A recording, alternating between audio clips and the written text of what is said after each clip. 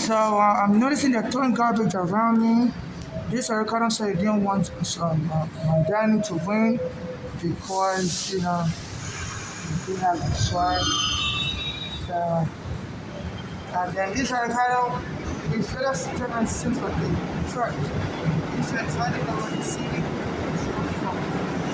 It's like the world started fucking around. Look at this Arcana game right now. Managers and staff increasing the harassment of me, trying to render this city unsafe because the Mangani born in Africa won. And they're open for Trump to take over this city. So I'm noticing the inciting violence against people trying to use the bathroom. As closer to the election period, as this pandemic was winning the polls, they were attacking excessively in the bathroom. So this can be regarded as election interference because I'm a foreigner, I'm from Africa, my daddy was born in Africa. So we're just trying to distort the polls. When I tried to use the bathroom at 10 station last Sunday, what was last Sunday's thing? It was November 2nd, around 8 a.m.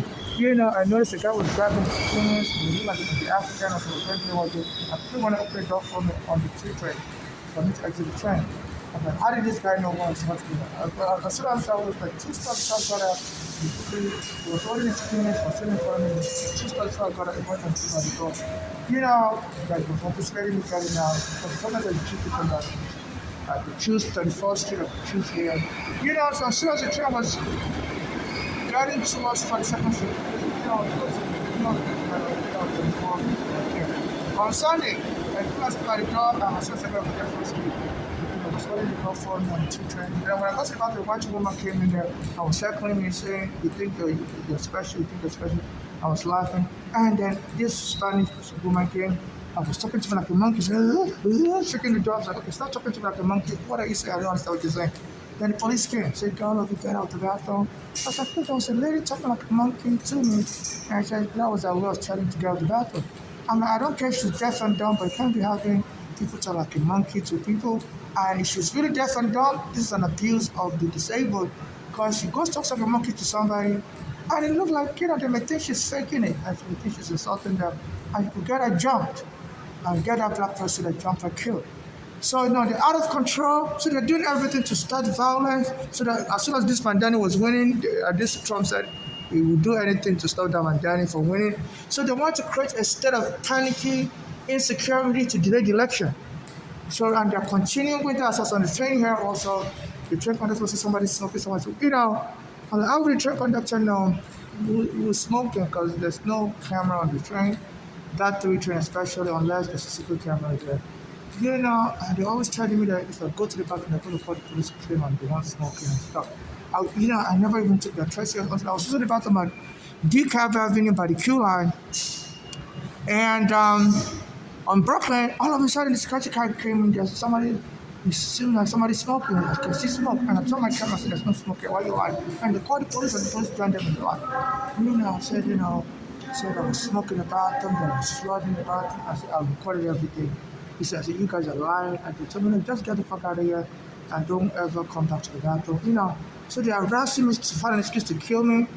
Ever since I kind of became mayor, and and they believe Trump can take over the city if they create more anarchy. So I think that's the next game plan. The next game plan is to have Trump take over the city and remove that Mandani and maybe start another election process to promote the trust and they're already throwing garbage all around me, harassing me in the bathroom. So it's not safe for us foreigners. My mother's daughter's friend mental illness want to kill her. So they use mental illness to harass people in this country. When I got here from Nigeria in 2001, around 2000, my mother took me to a high doctor because my eye was crossed. It's a very benign process, not very, sometimes also. So I wanted to fix that. So I went to the doctor. And she was like a Russian doctor. She didn't speak English. She's Russian, but she's very good. So she misdiagnosed me as delusional thinking I have course. I said she wouldn't say. I said, yeah, it's very hard to spot, but sometimes, because it's very out of focus. Sometimes I have double vision and stuff. Double vision means, I don't see too clearly. That doesn't mean I'm seeing the museum. And she was like, just imagine me, your eyes not closed, your eyes was fine. So I'm just going to diagnose you with a vision disorder. So the medication will take care of it. I was like, okay, I'm not crazy, like, that's not crazy. Just you're imagining stuff that's not real. And she tried to make me look benign, and then I ended up going to a real eye doctor on 42nd Street, State University of New York, School of Optometry, and the microscope was my eye, I get my eye, I use the, he said, so you diagnosed me with intermittent strabismus. I said, I'm not crazy or anything. I'm meant to be okay. He's a neuro-ophthalmologist. He does psychiatry and ophthalmology. And that was who I wanted that doctor to refer me to. A Russian doctor, Tainari. And he diagnosed me as crazy just in my eyes. So my mother told her daughters about it in that 2001. Then her daughter told her to love me to come to different. Because at that time, we were taking me and my mother's home. The landlord took us out. Just got out of the president. We were staying in one room, so the landlord took us out. We can't have two people stay in one room. So the landlord took us because of that. So we were staying in a hotel on Staten Island. So my mother was telling her daughter to help her buy a house. My mother was working, her daughters are working, and they all had good credit. So my mother was saying the mortgage would be cheaper because I wasn't working and having negotiated document. So I just was like, nah, I could find a job under the table. Not having an immigration paper is not an excuse not to be working. I was in immigration court, I was having a deportation case because they were saying that my mother should have brought me, the immigration said my mother should have brought me that green card that doesn't cover children. I was in my own child. So, so all my energy was invested in finding a lawyer, and my lawyer was already messing up, wasn't showing up to court anymore. So I didn't have a chance to go to work or anything. So I just was like, you know what, that's no excuse. You can go to immigration court as a child. I work under the table. The people are hiring, and nobody's hiring under the table. Because the immigration will rate and fine them $500,000 for each person illegal they hire. And also put them in prison. The only time you can work is if you go and create a fake document. I didn't know nobody to help me create a fake document and stuff. So towards they had a US passport and they were so mean to me. So they told my mother to kidnap me and send me to the hotel. So they got a solution to frame me up as crazy. Say there's a benefit for crazy people. Even though I didn't have status, there's no benefit. They just locked me up in a mental ward and my mother can move on with her life. While I stay in prison, mental prison forever. I spoke to a guy in Brooklyn, he told me I was in a mental hospital for 8 years. So they could keep you there indefinitely. So our daughters tried with my mother to kidnap and stuff. So I was in the hotel, so my mother was like, she wants to go to Pittsburgh, and she wants to come with her. She didn't even tell me where she was going. And I didn't really know my way around. I was new in New York. My mother just was from Nigeria. So I saw that she was entering. She was at 42nd Street. We left Staten Island, and we were 42nd. She told me she was going somewhere else. And she went 42nd Street. I was like, why are we going to 42nd Street? I remember this is the place where they take the bus to Pennsylvania. She was like, oh, she just remembers just to do something to Pennsylvania. They were going to come right back.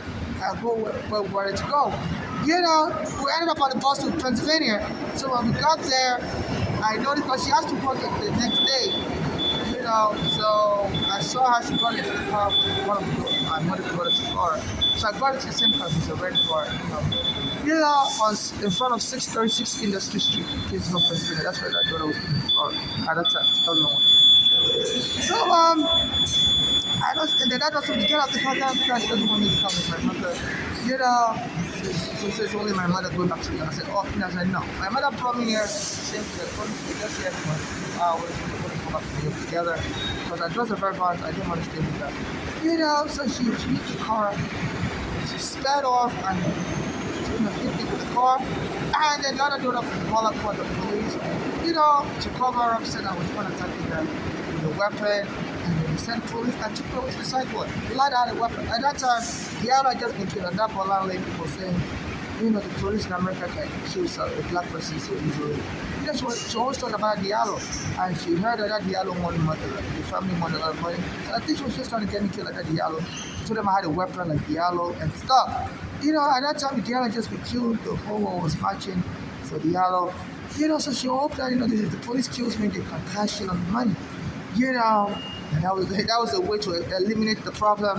I had an immigration case. My mother was spending money hiring lawyers, and so my mother was broke and couldn't afford a decent apartment, and the landlord didn't want us, you know.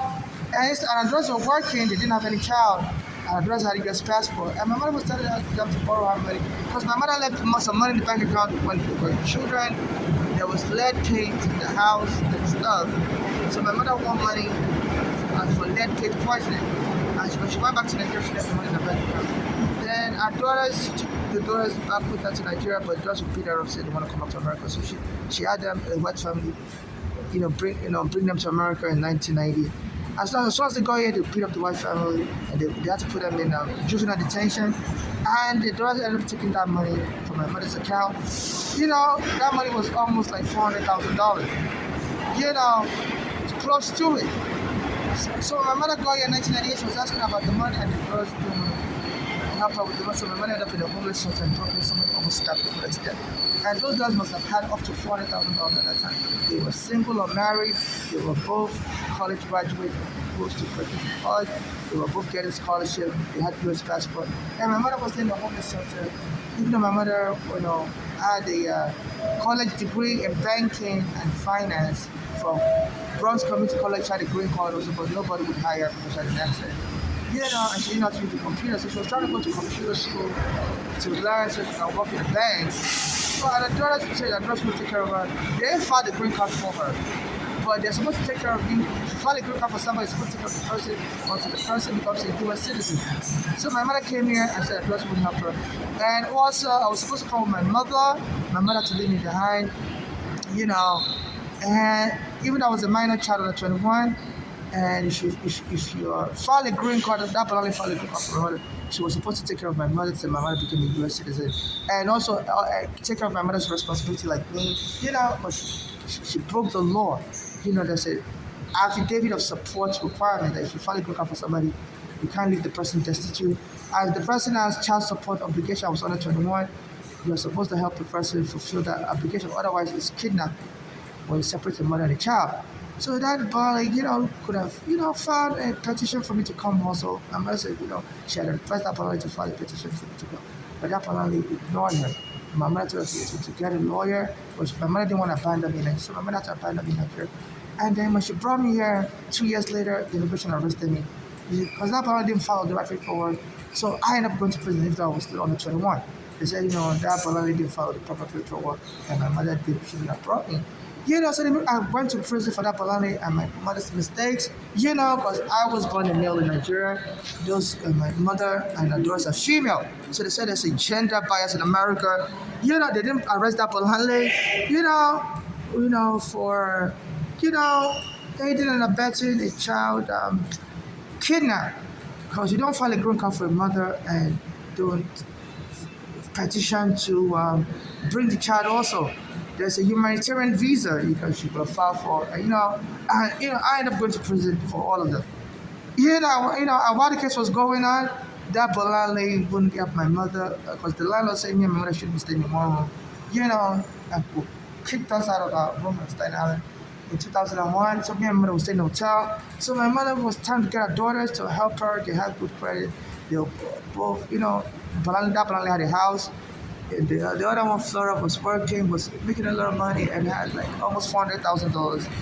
The money from the lead paint poison, when she was a child, there was lead paint poison in the house in Brooklyn, and and she wouldn't help my mother. She would help other people, but she wouldn't help my mother. My mother said they were angry that when my mother took them back to Nigeria and they were Nigeria, I would beat up my mother and said, so that was what they're mad at, and we didn't want to come to Nigeria at all. But my mother actually went to Nigeria to come get me, to process me to come to America with her, because I was a minor child. Then in 1988, she left me in Nigeria. So she came back to Nigeria to get me. And the Nigerian government, confiscated, invalidated the ticket she was going to use to bring me here. She had bought the ticket, the return ticket from New York. She goes to Nigeria here. She attempted to bring me here. The Nigerian government already validated the Nigerian Airways ticket, and that ticket was issued out of sequence. They used the airline, set my mother up, and they're not defunct due to fraud. You know, they use the one they were supposed to use in Nigeria, they use it here. Instead of using the New York to Nigeria ticket, they use the Nigeria back to New York ticket. So the Nigerian government used that to the ticket. So they were just robbing people in Nigeria at that time. Fraud was rampant in the Nigerian government. The airline is not defunct. So my mother was trapped in Nigeria. She had money in America. She couldn't withdraw it in the bank in America. So she has to come into a city to withdraw because the savings account and they don't allow, debit transaction procedure and things like that. So my mother, so our daughters were also asking on who would pick my mother up because they didn't want to be trapped in Nigeria with my mother. So my mother arranged with the vice family to bring them here immediately. So they were in Pennsylvania immediately. So my mother now got back to America in 1998. After that, I was trying to bring her for her. So my mother said, those daughters were abusing my mother. She got them trapped in Nigeria. And it was the Nigerian government's fault. They had the worst time of their life spending 1 year in Nigeria. And they were treating them really nice in Nigeria because, they had American accent and Nigeria that they liked anything in America and stuff. So they were treating them nice in Nigeria. They got the best treatment. And they were just like, it was the worst time of their life, And that's not my mother's fault as the Nigerian government stole the ticket. There was just so much fraud in Nigeria. And they barely spent a year in Nigeria before the white family got them to come back to America. So to wait for my mother in America. As soon as the girls got to America, they paid for my family. So they just spoiled brats. My mother finally got here in 1998. Those dollars must have had like $400,000 close to it because they also money from the left. My mother won, 1980s. By 1998, that money was accumulated interest. And my mother was telling the daughters to give us some of that money so she can come back to the country to pick me up. And the daughters, didn't budge. Didn't help her with money, So my mother still took to and then the person was like visa. And it's that Bolani and that Flores fault. Because my mother said we didn't have no money. I assumed that I was one from the company here in 2000. So I was in prison. And so my mother was telling her daughters, we help her with money. Was the landlord saying no? The landlord saying me and my mother was sleeping in one room. I was staying out like while I was going to immigration court after I got released on bail for immigration prison. So I just put on there for money. So they told her to frame me up as crazy. So I just dumped me in the side because the daughters also were working in the hospitals or medical facilities in Pennsylvania. So they learned the idea so easy to abandon somebody, call the person crazy, and frame the person up real good, and the person will stay in the psychiatric facility forever. So the daughters told her to kidnap me and bring me to Pennsylvania and trick me to come. As soon as I got to Pennsylvania, one of the daughters tried to get the car was ready. She just ran me over with the car, then Flora, then sped away with my mother to drive over to the Greyhound station. Then, so that my mother can come back to New York to go to work the next day. Then that Bolani called 911, said I was attacking them with a weapon, and then the police came. The emergency unit of the Peace of Police took me to Mercy Hospital, psychiatric hospital. And that hospital started giving medication and stuff. And I said, I'm not crazy, I'm just being set up. They're like, yeah. Take the medication, and I told the police I have a court case in New York, immigration court. It's like, and they said, we spoke to your mother's daughters. They told us you don't have an immigration case. We should keep you here forever. You're just crazy. I said, I do have an immigration case. So I called my lawyer in New York, Ralph DiPietro, and he spoke with the hospital. And the hospital was like, oh my goodness, we're so sorry. Your mother's daughters played us for a fool, especially that Bolani. And that's when they released me from the hospital to come back to New York. I never got that Bolani arrested. 14 years later, that Bolani and Flora did it to me in 2001. 14 years later, they did it to my mother also. My mother said they were poisoning her. That Bolani was poisoned. My mother went back to that Pennsylvania because the police took, I don't know if it's karma. My mother deserved to die. So the police took her home on Staten Island. My mother said we moved to another apartment, basement apartment. The police came and removed us as poor immigrants. We were always under police attention. Yeah, and the police came and kicked us out, so we were staying in a peaceful apartment. They kind of allowed people to stay in a peaceful apartment in America. Removed us, threw us on the street. I met a recorder while I was walking around with my dogs. I said what happened. I told them, he said it was going to be the police when I killed a recorder in 2014. It's like a real horror story. So my mother met a recorder, and after that, my mother said they were bothering her in the shelter in Staten Island. They told her to leave so that she had this disease, she had high blood pressure, and they called the police on her, kicked her out, and they said they can't allow her to go in the shelter anymore.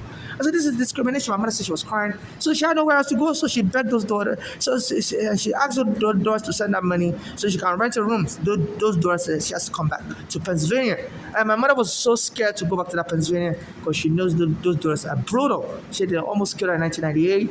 Wouldn't give her food, and she had to run back to me, come to New York to stay in a shelter, and somebody tried to stab her in a broken shelter.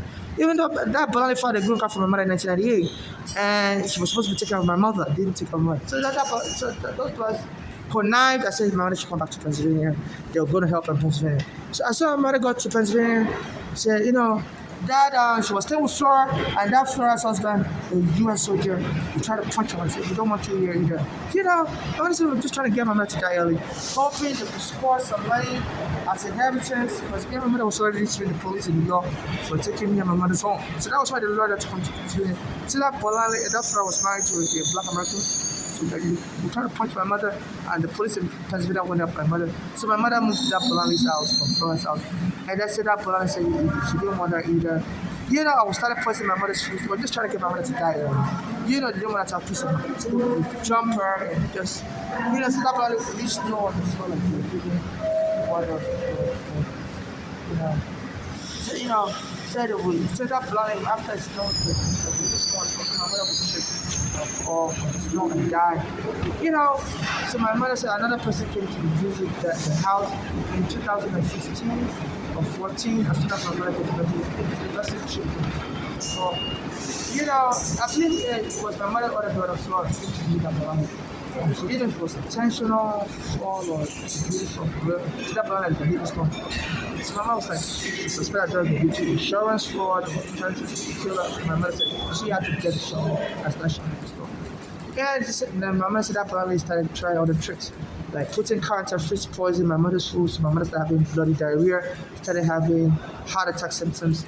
So my mother fled back to New York on the Greyhound. On the way here, she was starting having heart attack. The Greyhound had to pull over to support the ambulance. But my mother said she didn't want to go for an ambulance. Back to Pennsylvania, they were already close they were still close to Pennsylvania, so my mother said she wanted to escape forever from Detroit. So she started eating aspirin. My mother is a medical worker herself. She studied nursing assistant. So my mother started eating aspirin to help her regulate the heart problem. And she told them to keep driving to me, and she went to the hospital. So they finally got to the door. And as soon as she got to New York, she was in the hospital for 3 days. Then the daughters came to jump her in the hospital. My mother didn't tell them what hospital she was in. So our daughters would jump her everywhere. I came to jump her at the hospital. My mother didn't know who told them what hospital she was in. And they told the hospital to lock my mother up in a mental ward, just to get my mother to panic to death. And they said that was it. My mother already had a high blood pressure. And, with her being jumped by daughters and telling the hospital to lock her up, so my mother died because they were trying to force her into the mental ward, burning her. That's too much stress. So ever since then now, people have been jumping. I believe they're part of my mother's daughter's gang. They infiltrated the New York police. If I try to get back to the police officers, I'm pretty going to that way. So they're crazy and panicky. They say, inheritance scam is so rampant here in New York City and in America. Because I was born a male, I'm not a woman. So my mother's daughters can't believe they can kill me. My mother's daughter will inherit all the money. So in case I die, I'm killed. No family member or friend should administer my estate or get anything. Only civil rights activists like me that haven't denied me up in the past should administer my estate and get justice for me and my late mother, and donate the rest of any asset I have left to charity for those suffering xenophobia like me and my late mother, and those being deported by Trump should prioritize. I don't have any child. I don't want to have any child. I don't want to have any surrogacy arrangement with anybody. So there's some gangs also that are trying to lure me to surrogacy. So I beg for money on the street. So they'll try to trick me to surrogacy. Sometimes they'll give their child money to come give me, and they try. I said, and they call me mommy. I said, no, I'm not a mommy. I'm not a father to my child. You can't force me public service first laborers against the law. So, so in case I'm killing anybody say I'm into any calls, I sign an agreement with the surrogate help. I'm not getting calls. Any donation being given to me on humanitarian assistance to me alone. I'm not working as surrogate. It's non-conditional financial donations only. I'm accepting. I always ask people to donate to me online. I do that on the street. So any money being given to me on the street or online is on the condition of non-conditional humanitarian assistance only.